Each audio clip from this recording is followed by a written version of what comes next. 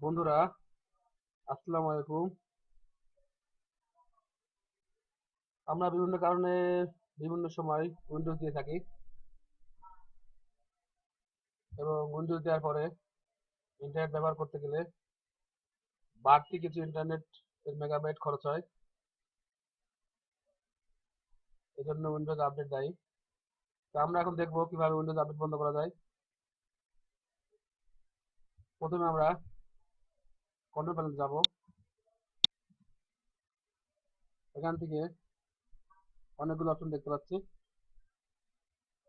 এই অপশনগুলোর মধ্যে উইন্ডোজ আপডেটে ক্লিক করব।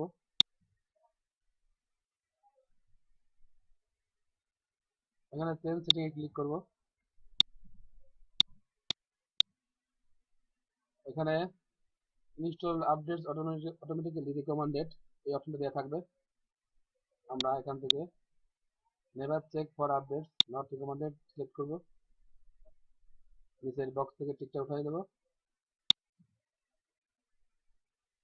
ওকে করব।